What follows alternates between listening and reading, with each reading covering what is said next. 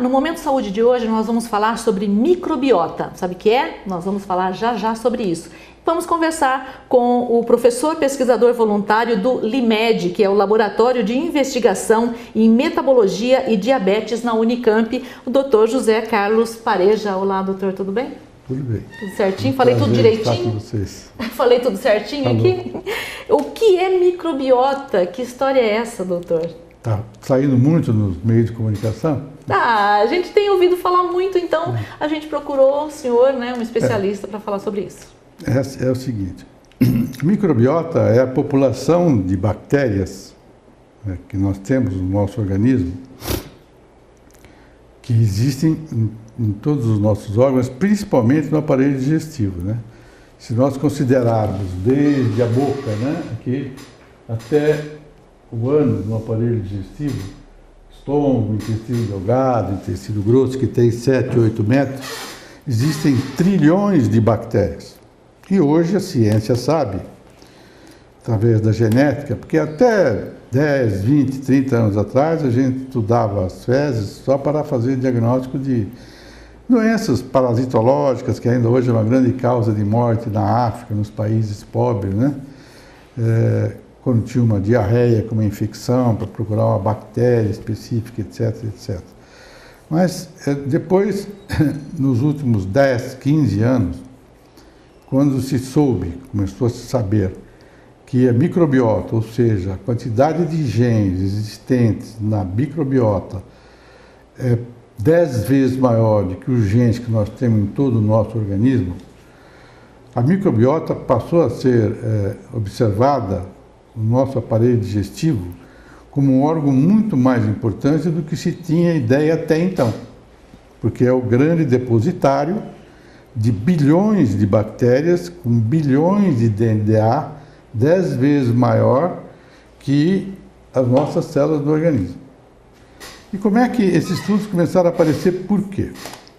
Começaram a aparecer mais ou menos ao mesmo tempo, mas uma das coisas que sempre intrigou os médicos, mas lá atrás não se tinha condições de estudar isso, por que as pessoas muito obesas, hoje são 30% da população americana é obesa, com um índice de massa corpórea acima de 30%, por que a obesidade está aumentando muito? Por que os obesos, será que são obesos? Porque às vezes você tem um obeso na família que come a mesma comida que a outra pessoa e a outra pessoa é normal, é magra, não tem um fator genético preponderante. Há casos de fator genético, a família toda é obesa, como você vê hoje nos Estados Unidos, né? Genético mais alimentar. Você vê o pai, a mãe e os filhos lá na Disney, todo mundo obeso. Isso é genético mais o erro alimentar. Começou a se pensar que haveria alguma coisa de diferente nessa microbiota dos obesos e dos magros, entre outras coisas, entre outras doenças. E o que veio reforçar isso? Veio reforçar que começaram a se fazer estudos, então, que nós fizemos também na Unicamp, no mundo todo, procurando estudar com aquilo que se tem de metodologia hoje, como é que são as fezes do obeso, como é que é a microbiota, as bactérias do obeso e de uma pessoa magra, certo? Começou a se estudar para ver o que se consegue entender disso, que provavelmente essa microbiota, esse fator de bactérias no intestino do obeso deveria ter alguma diferença do magro.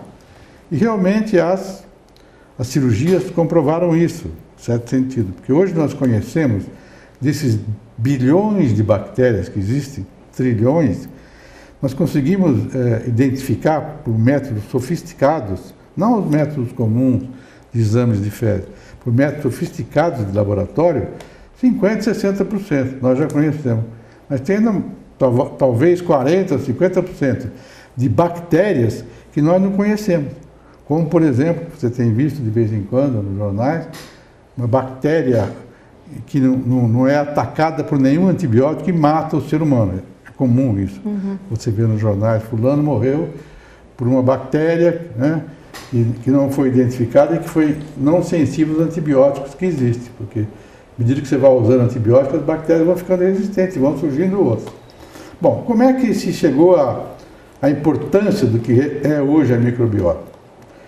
Se chegou então em estudo mostrando que o indivíduo operado de obesidade, quando foram feitos esses estudos de microbiota, a microbiota dele operado é totalmente diferente ou bastante diferente da microbiota dele antes de operar. Então colhia fezes das pessoas antes de operar, guardava, operava, um ano depois colhia as fezes dessas mesmas pessoas. E a microbiota, a família das bactérias, era totalmente diferente, agora depois de operar, do que antes, certo? Era mais parecida com a do magro. Em outras palavras, a microbiota do indivíduo gordo, operado e que perdeu bastante peso, é mais ou menos parecida com a do magro, naquilo que nós sabemos. Então, como é que foram feitos os estudos iniciais para saber isso experimentalmente? Então, você pega dois ratinhos, pegaram dois ratinhos que tinham acabado de nascer, dois irmãozinhos. Quando o rato nasce, ou o ser humano nasce, a gente chama de germe free. O que é germe free? Não tem bactéria do intestino ainda, porque ainda não mamou. Teu filho não mamou, ele não tem bactéria no intestino. Ele é praticamente, a microbiota dele é praticamente zerada. Não é zerada, mas é praticamente zerada. Se ele nascer de parto normal, ele mais rapidamente vai ter microbiota, porque contaminou na vagina e tal, e já vai formando as bactérias. Se ele nascer de cesárea, vai demorar um pouquinho mais, porque não teve nenhuma contaminação. Só quando ele começar a mamar, etc., é que ele vai desenvolvendo a microbiota. Então pegaram dois ratinhos recém-nascidos. Num dos ratinhos, começou a se fazer transplante fecal, lavagem, né? Pega uma seringuinha, pega as fezes de um rato gordo, normal, e injeta naquele ratinho. E no outro ratinho, pega fezes de um rato magro, normal, já adulto, e injeta no ratinho, no outro ratinho. Isso com 2 meses, mais ou menos, de aplicação, 1, 2, 3 vezes por semana. E se verificou que naquele ratinho que tinha acabado de nascer, que você injetou fezes de um rato gordo, ele ficou gordo. E aquele ratinho que você tinha acabado de nascer, que você injetou fezes de um rato magro, ele continuou magro. Isso já foi um achado sensacional, né? Mostrando que realmente as bactérias da microbiota daquele rato gordo que nós injetamos no ratinho é diferente das bactérias da microbiota do rato magro que nós injetamos no ratinho, que bate de acordo com aquilo que a cirurgia vem demonstrando na cirurgia de obesidade, certo? Então essa foi a primeira ideia de transplante. A ideia de transplante em animal de laboratório. Depois os americanos fizeram com voluntários um estudo em ser humano. Pegaram um grupo de ser humano, lá nos Estados Unidos é muito comum isso. Aqui no Brasil também, você paga uma cota, pede licença para o comitê de ética da sua universidade e tal, e pegaram pessoas normais, de peso normal, índice de massa corpórea 25, 26, pessoas normais quanto ao peso, e num deles injetava fezes de gordo, de pessoa gorda, por lavagem. Botava uma sonda e fazia uma lavagem, como faz lavagem fazia antigamente, como faz lavagem para limpar o intestino. Injetava fezes de gordo, e no outro fezes de magro. Depois de 2 meses, 3 meses, aquele que recebeu fezes de magro, continuou magro. Aquele que recebeu fezes de gordo, continuou aumentando o peso. Foi aumentando o peso. Então, não há dúvida nenhuma, essa experiência mostrou que não há dúvida nenhuma de que realmente a flora bacteriana, a microbiota, flora bacteriana e microbiota é a mesma coisa, do indivíduo gordo, do animal gordo, é diferente do magro. Se resumindo bem grosseiramente, se você é gorda, tem uma microbiota de uma pessoa obesa, é como se essas bactérias fossem tão eficientes que se você comer 100 gramas de açúcar, por exemplo, no gordo, elas absorvem 90 gramas de açúcar. Já a microflora, a microbiota do magro, se comer 100 gramas de açúcar de gordura, só absorve 50. Então, a capacidade de absorção de alimentos da pessoa obesa a microbiota da pessoa obesa, ela é super eficiente. Isso foi feito assim, provavelmente, lá atrás, 800 mil anos atrás, quando surgiu o ser humano, há 40, 50, 70 mil anos atrás, antes da agricultura. Por quê? Porque naquele tempo não tinha comida. Então, se eu tiver uma capacidade e o que o ser humano comia? Ele comia gordura dos animais que matava, verduras, frutas. Os maridos saíam para caçar e deixavam as mulheres com as crianças, né? Caçar e fazer outras famílias, porque não tinha cidade, né? Então, o organismo foi preparado para se defender contra a fome, o ser humano, na evolução, contra a fome. Para então, tem uma armazenar. capacidade de absorver tudo da comida, o máximo possível. Só o que aconteceu no mundo moderno, isso que é tristeza. Esse mundo moderno de 1950 para cá, quando os americanos dominaram o mundo e as fábricas de comida americana lançaram as comidas todas, né, que você compra no supermercado, chamadas refinadas, que são uma porcaria, né? O arroz integral é que presta. O arroz branco não serve para nada. Nós damos farelo para os animais e comemos arroz integral. O trigo integral que é importante, certo? Porque é o grão integral, as proteínas estão todas lá. Nós damos para os animais a casca e comemos o branco, o pão branco. Isso por causa do quê? Do custo. Isso por causa da pobreza, do custo. Você refina o arroz, você tira uma parte e vende para o ser humano o branco e a outra parte vende para a ração animal. Então quem come produto bom hoje são os animais. Nós também estamos matando de uma forma brutal. O que nós fazemos hoje com os animais? Nós trancamos os bois, né, numa coisinha pequena, numa celinha pequena e damos comida o dia inteiro para ele. Nós pegamos as vacas e injetamos antibióticos, hormônios, ao invés de dar 3 litros de leite por dia uma vaca, como era no meu tempo, na fazenda do meu pai, quando eu era criança, há 60 anos atrás, hoje dá 40 litros. Então é tudo feito para aumentar a produção, para matar a fome da população. Só que com produtos que estragam o leite e estragam os produtos do glúten. Por isso que tem hoje tanta intolerância ao glúten, intolerância à lactose. Então, nosso organismo foi feito para absorver o máximo possível. Só que hoje, com essas comidas todas que tem, o ser humano hoje não tem mais tempo para almoçar. Almoçar é um ato, como ir na igreja, como fazer amor, como qualquer outra coisa, é um ato nobre, que você devia sentar, ficar 1 hora para comer, conversar. Sem celular. Sem celular, né? Bater papo, normalmente, como fazem as mulheres francesas, que são as mais elegantes do mundo. E não como faz no mundo ocidental. Por que surgiu o fast food? Fast food é por causa da falta de tempo. Você vai lá, come de pé. Pede um sanduíche, pede uma salsicha, pede uma linguiça, pede alguma coisa e come correndo. Come pessimamente. Não está vendo o sabor da comida, né? E está comendo uma comida errada. Tanto é que a nova moda no mundo, está surgindo e vai ter que acontecer, é o slow food. Ao contrário do fast food, comer depressa, fast é rápido. É o slow, comer devagar. Fazer tudo devagar, trabalhar mais devagar, como fazem os suecos, né? Que tem uma produção tão grande. Então, nosso organismo foi feito para aproveitar a comida. E, infelizmente, com as comidaiadas que tem hoje, excesso de doce, açúcar, excesso de farinha branca, né?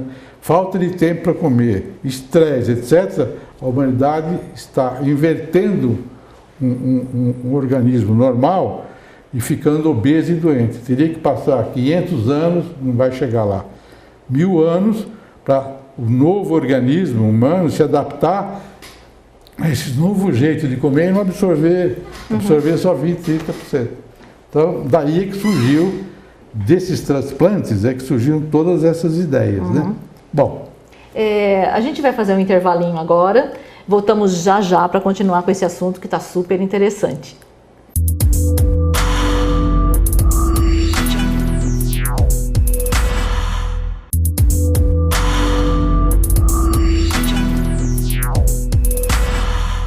Bem, partimos para o segundo e último bloco desse Momento Saúde, que hoje está conversando com o Dr. José Carlos Pareja sobre microbiota. Estudos mostram que transplante de fezes podem fazer com que outras doenças também sejam estudadas e transplantadas, não é isso, doutor? Foi isso que eu entendi? Exatamente. Então, isso está sendo feito no mundo inteiro. Aqui na Unicamp, existe o grupo do professor Mário Saad, que é um grande pesquisador de microbiota, o Dr. Bruno, que trabalha no Limed comigo, e o Dr. Everton e outros na obesidade, todos tentando entender mais como é que funciona a microbiota. Mas, evidentemente que essa ideia chamou a atenção de outras doenças do intestino. Existem várias doenças do intestino, até o câncer, que provavelmente no futuro vai chegar a uma conclusão de que esse câncer do intestino tem uma correlação com a microbiota. E vai ter mesmo. Como hoje já tem, e já está se estudando, duas doenças inflamatórias muito comuns. Uma chama doença de Crohn, é uma doença inflamatória do intestino, que surge às vezes em jovens, 10, 15 anos, e que dá diarreia, dores, sangramento. É uma doença que tem que ter um acompanhamento muito grande, porque senão a pessoa fica muito magra, não consegue engordar e tem uma vida muito difícil. Chama doença de Crohn. E uma outra que é chamada retocolite ulcerativa, que é uma descamação do intestino, da mucosa do intestino, e que produz uma alteração da microbiota. Então começou a se estudar, já está sendo estudado na Unicamp e no mundo inteiro. Aqui é o Dr. Coy, Cláudio Coy, que é o professor, é o chefe da proctologia, junto com a doutora Daniela Magra, que está aqui do lado, na sala do lado, que também faz pesquisas lá com ele, que estão estudando a doença de Crohn e a microbiota. O que a gente sabe na doença de Crohn?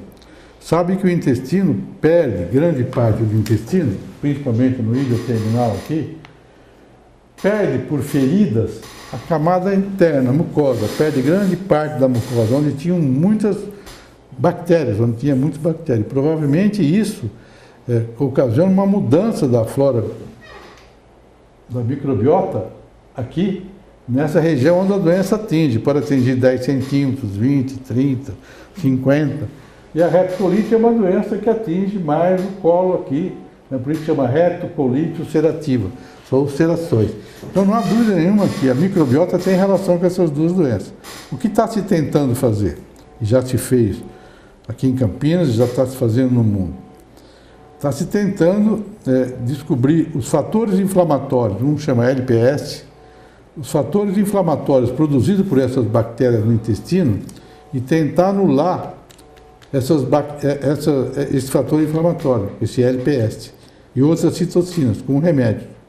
E a outra coisa é fazer transplante de fezes de um indivíduo normal nesse indivíduo que tem uma doença de Crohn ou uma retocolite ulcerativa. Isso já foi feito, já mostrou que melhora realmente. Só tem um problema. Existe uma melhora só com o transplante de fezes por algum tempo, 6 meses, 1 ano, por aí, e depois a imunologia do indivíduo que levou aquela doença, que está além da microbiota, volta a ter resistência com aquelas bactérias que foram introduzidas. Mas isso é um ciclo contínuo, já é um bom sinal. Sim. Já é um bom sinal. Assim como a cirurgia. A cirurgia, ela não cura o diabetes completamente, mas ela cura ou dá uma resolução no diabetes, tira todos os remédios, o diabético gordo, por 5, 10 anos. Depois volta a tomar uma quantidade muito menor de remédio.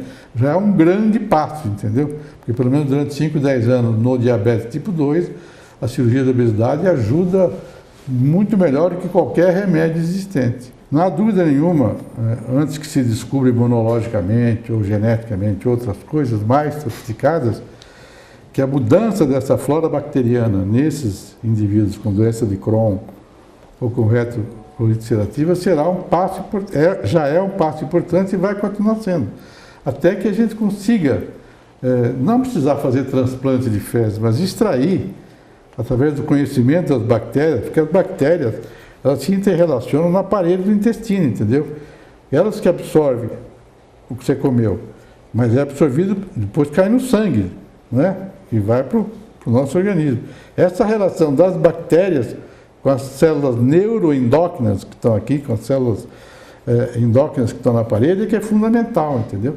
Então vai chegar num ponto que não vai precisar fazer transplante, nem eu estou dizendo que o transplante vai ser a solução, mas ele é uma porta de entrada de novas pesquisas que vai permitir descobrir dessas fezes, vamos supor que se descubra um tipo de fezes, de microbiota, que dê um tempo longo de tratamento para o Crohn.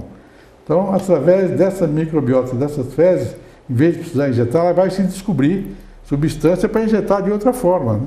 Como já tem, para injetar na veia, por exemplo, entendeu?